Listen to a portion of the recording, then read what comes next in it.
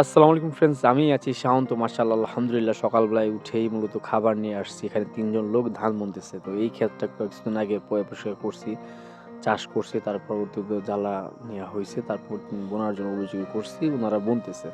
তো সকালবেলায় উঠে মূলত আসছি ক্ষেত কোনটুকু বোনা হয়েছে, কি বিষয় আসা এটা কথাবার্তা বলার জন্য আসছি। এর মধ্যে মাশাআল্লাহ আলহামদুলিল্লাহ ৩ জন লোক কাজ করতেছে।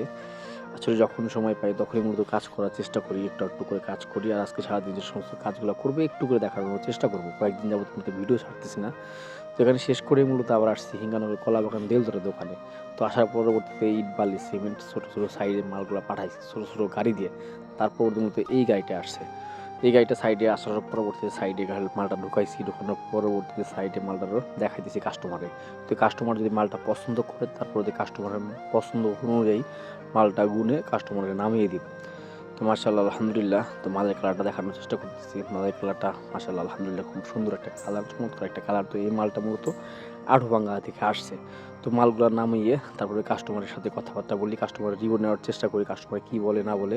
তো এটাও চেষ্টা করি। তো কাস্টমার যদি ভালো হয় তাহলে ভালো, আর যদি না হয় তাহলে ইনশাআল্লাহ মালগুলা চেঞ্জ করে দেওয়ার চেষ্টা করি। যাই হোক, আমাদের রাজীব ভাইয়ের বাবা, ঠিক আছে, উনি আমাদের কাছে ইট অর্ডার দিছিল। ঠিক আছে, এই যে, তো উনি ইট নিল। কাকা, ইট তো পাইছেন কাকা? ভালো পাইছেন কাকা? যাক, সব কিছু ঠিক আছে কাকা, শুধু সিমেন্ট দিলে হয়ে যাবে কাকা। তো রাজীব ভাই এই পাশে একটা বাড়ি করতেছে। তো সেখানে প্রায় 5,000 টাকা ইটের একটা অর্ডার আসছিলো। আর যে এই পাশে তোমার ঘরটা করবে, এটা হচ্ছে দেপাড়া পাটিয়াটি।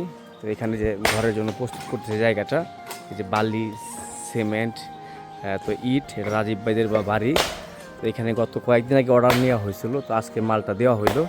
তো ইনশাল্লাহ তো টোটাল এখানে 5,000 মাল আসছে। তো মালের কালার মাশাআল্লাহ আলহামদুলিল্লাহ প্রত্যেকটা মালের কালার সুন্দর কালার, শেপ সাইজও ভালো। তারপরে কাস্টমার সাইডে মালগুলো নামিয়ে কাস্টমার কাছে টাকা পয়সা নেই বা লেনদেন থাকে।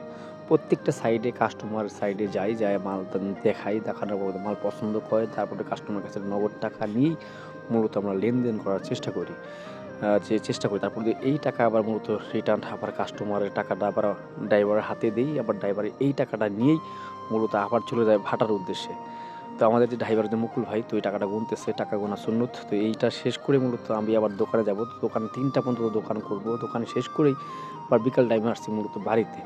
বাড়িতে এসে গরুর জন্য ঘাস কাটতেছি। ঘাস কেটেই আবার গরুর জন্য ঘাস খাওয়ার জন্য ব্যবস্থা করবো। দেখেন ঘাসগুলো কত সুন্দর সাইজ হয়েছে। তো এই মেশিনের মাধ্যমে অনেক সুন্দর ঘাস হয়। আমি ঘাসগুলো বড় করি, তারপর তো গরুর ঘরে যাই, গরুর খাবার-টাবার দেই। গরুর যে গোবরগুলো আছে এগুলোরও পরিষ্কার করার চেষ্টা করি।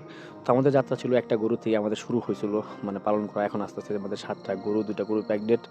তো মাশাআল্লাহ আলহামদুলিল্লাহ এখনও গরু পালন করা শিখতেছি। গরু পালন শিখতে, শিখতে তারপরে ট্রাই করবো ইনশাআল্লাহ বড় করে পালার চিন্তাভাবনা আমাদের আছে ২ ভাইয়ের। আমাদের ৩ ভাইয়েরও পালন করার চিন্তাভাবনা আছে। তো গরুর গোবর পরিষ্কার করিতেছি। তো যখনই সময় পাই, যখনই সুযোগ পাই আমরা ৩ ভাই ৩ ধরনের কাজ করি। বড় ভাই দোকানে সবসময় বসে, সাদিক ভাই ক্ষেতখোলায় কাম করে, আমি দোকানে বসি। দোকান থেকেই আবার মূলত সাইডে যাই। সাইড থেকে আবার যখনই সময় পাই তখনই গরুর ঘরে আসি, গরুর কাজ-টাজ করি। আদার্স কবুতর পালন করি, মুরগি পালন করি, ছাগল পালন করি। প্রত্যেকটা সাইডে আমাদের যেতে হয়, প্রত্যেকটা সাইডে আমরা একটু, একটু করে সময় দেওয়ার চেষ্টা করি। তো এই গরুগুলো জড়ো করে মূলত আমরা যে বায়োগ্যাস প্ল্যান্টে দিতেছি। প্রায় রমজান প্রায় ১ বছর হলো। তো এই বায়োগ্যাস প্ল্যান্ট থেকে ১ বছর যাবত মূলত আমরা প্রচুর পরিমাণে গ্যাস পাচ্ছি। সেই গ্যাস দিয়ে মূলত বাড়ির সমস্ত রান্নাবাড়ি হচ্ছে। তো এইভাবেই মূলত আমাদের শুরু যাত্রাটা। তো ইনশাআল্লাহ অনেক সময় আমি ভিডিও বা কথাবার্তা শেয়ার করি। তো এটা আমাদের ষাঁড় গরু, আমাদের পালেরই গরু। তো এই গরুটা মোটামুটি মাশাআল্লাহ অনেক বড় হয়েছে। তো এই গরুটা আমাদের সেল দেওয়ার চিন্তাভাবনা আছে। রোজার মাসেই সেল দেওয়ার চিন্তাভাবনা আছে। রমজানের মাঝামাঝিতে সেল দেওয়ার চিন্তাভাবনা আছে। তো সবাই দোয়া করবেন। তো অনেক সময় ধরনের ভিডিও বা কথাবার্তা শেয়ার করি। আসলে যে সমস্ত কাজগুলা করি, এই সমস্ত কাজগুলো একটু, একটু করে আপনাদের মধ্যে শেয়ার করি। অনেকে দেখেন, অনেকে শেয়ার করেন, অনেকে কমেন্ট করেন। তো মাশাআল্লাহ আলহামদুলিল্লাহ ভালো লাগা থেকেই ভিডিও করা। সবসময় বলি গরুর খাবার দিতেছি। তো সবাই ভালো থাকবেন আর আমার জন্য দোয়া করবেন। কাজ করতেছি, কাজ করা তো করেই যাবো ইনশাআল্লাহ। দেওয়ার মালিক আল্লাহ তাআলা। আল্লাহর উপরে ভার রেখেই সমস্ত কাজ করার চেষ্টা করি ইনশাআল্লাহ। সবাই ভালো থাকবেন।